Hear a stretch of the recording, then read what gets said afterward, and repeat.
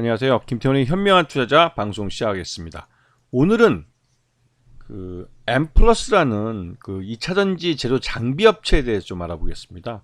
이 업체의 기술 인력들은 주로 삼성 SDI 쪽에서 근무했던 이 생산기술센터 출신 인물들입니다. 그래서 기술력은 있다고 평가되고 있고, 지금 이 회사가 만든 2차전지 조립 장비는 자동화되어 있는 그런 기계이고 굉장히 고가의 제품입니다.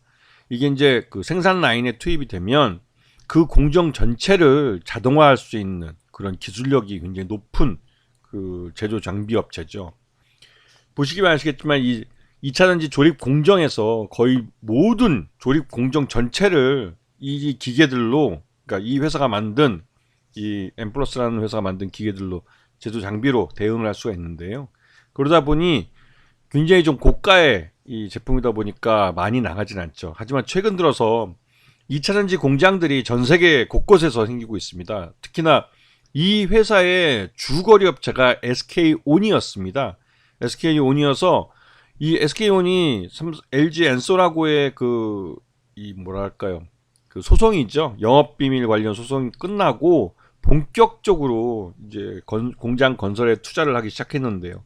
그러다가 SK온과 포드하고도 미국 공장에서 좀 문제가 발생했습니다. SK온이 만든 배터리에서 화재가 발생했다는 이유인데, 그거 외에도 그 테슬라가 이 전기차 가격을 후려치면서 이 후발주자인 포드도 가격 경쟁에 동참할 수밖에 없는데, 이 전기차의 가장 큰 원가를 차지하는 게 이 전기차 배터리입니다. 그러다 보니 당연히 배터리 가격의 인하를 요구했고, 그런 문제에서 이 고객사들끼리 문제가 좀 있었던 것 같습니다. 그러다 보니 여기에 제조 장비를 납품하는 이 회사가 엠플러스라는 회사가 좀 이 납품에 좀 어려운 문제가 발생했던 것 같고, 하여튼 그 SK온과의 거래에서 주로 이제 파우치형 배터리 제조 조립 장비를 주로 만들었었는데, 최근에 이제 각형이 이제 테슬라형인데요. 테슬라는 또 여기서 이제 각형에서 다시 또 원통형으로 좀 변해가고 있죠. 근데 이 엠플러스는 주로 파우치형, 그다음에 최근에는 각형, 그리고 이제 그 NMP 배터리를 하면서 이제 원통형으로 갈 것도 같습니다. 이런 부분에 추가적인 개발이 필요하고 그런 상태고요. 그래서 지금 2차전지 자동화 조립 장비가 전체 매출의 대부분을 차지하고 있고, 작년 매출액과 재작년 매출을 보시면 매출 외형은 그런대로 계속 늘고 있지만 영업이익은 형편없죠. 물론 작년에는 영업이익이 영업 손실이 좀 줄긴 했습니다. 하지만 이제 여전히 그 적자를 대규모로 보고 있고, 이 적자를 보는 가장 큰 이유는 파생상품 거래 손실인데, 이게 이제 대부분 수출 기업들이다 보니까 수출을 이제 수주를 해서 납품을 할 때까지 기간이 꽤 상당히 길기 때문에 이 환해지 보험을 듭니다. 근데 환해지 상품을 가입을 하는데, 이 환해지 상품은 변동이 그렇게 크지 않으면 그렇게 큰 손실은 없어요. 하지만 작년에 여러분들 기억하시겠지만 1년 내내 원달러 환율이 올랐지 않습니까? 1499원까지, 거의 11월 달에는 1499원까지 올라가기도 했는데요. 그리고 이제 미국의 중간 선거가 끝나고 나서 급격하게 달러가 떨어졌죠. 그게 이제 미국이 인플레이션을 해지하기 위해서 달러의 가치를 끌어올린 거였습니다. 기준금리를 계속 인상하면서 달러 가치를 끌어올렸던 거고, 거기에 비례해서 우리 기업들은 수출 환해지 보험을 들었다가 대규모 손실을 보게 된 거죠.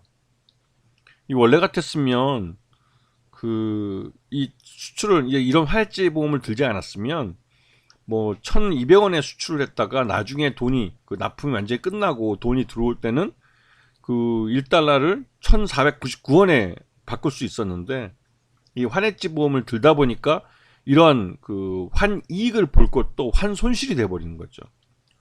그래서 이런 상품을 예전부터 한번 키코라고, 한 10여 년 전에 키코 손실 때문에 수출 기업들이 대규모 손해를 봐서 큰 사회 문제가 됐었는데요. 여전히 이 환해지 보험을 그 기업들이 이용하고 있습니다. 그런데 문제는 이 환해지 보험을 들 때 그 회사에 이 외환거래에 대한 전문가들이 한 명이라도 있어야 이런 큰 변동성에 제대로 대응할 수가 있는데, 대부분 그런 경험이 없는 일반 그냥 재무팀에서 관리를 하다 보니까 이렇게 장사를 잘해놓고도 이 파생상품 거래 손실로 대규모 손실을 보는 경우가 있죠.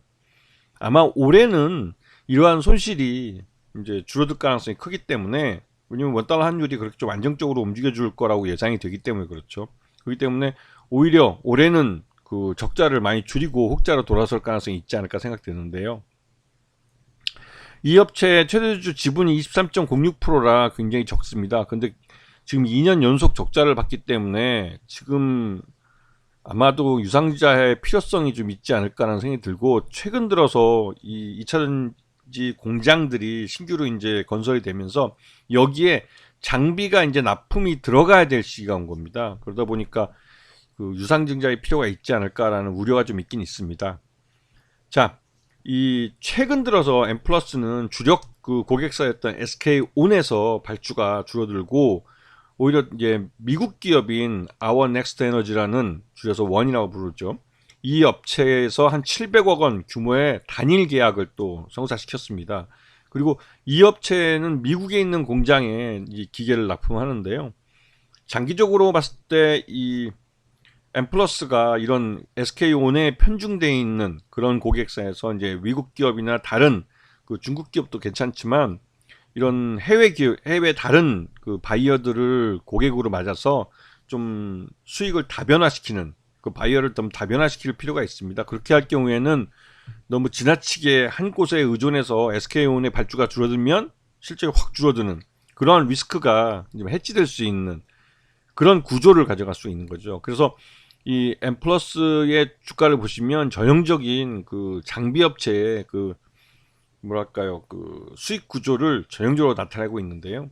그리고 여기다 최근 들어서 이제 원달러 환율이 불안하게 움직이면서 그 파생금융 상품에 대한 손실도 굉장히 커서 이런 부분이 주가에 다 반영돼 있는 상태입니다. 작년에 이제 그 올 연초죠, 1월 3일 날 개장하고 나서 9,300원을 저가로 찍고 이 가격대부터 이제 반등이 좀 나오기 시작했고, 오늘은 오랜만에 상한가까지 그렇게 했습니다. 이거는 물론 지금 상한가를 장대 양봉을 치면서 거래량이 대부분 터져버렸기 때문에 지금 지금 현재 가격대에서 그 대부분의 좀 매물 벽이 형성될 가능성이 있습니다. 그리고 올해 지금 이 그러니까 SK온뿐만 아니라 원이라는 새로운 미국 업체하고의 거래 관계도 뚫리면서 뭔가 좀 이 실적이 안정적으로 좀 갈 수 있는 그런 기반이 닦여지게 된 거죠. 그래서 엠플러스도 그런 측면에서 새롭게 좀 보셔야 될 부분이 있다고 생각이 듭니다. 그래서 올해는 2차전지 관련된 업종들이 1년 내내, 올해하고 내년은 이 해외 공장들이 속속 완성되면서 거기에 들어가는 장비들이 꾸준히 발주가 나올 거기 때문에 2차전지 제조 장비 업체들에게는 큰 장이 서는 한 해가 될 겁니다. 자, 오늘 방송 여기서 마치겠습니다. 감사합니다.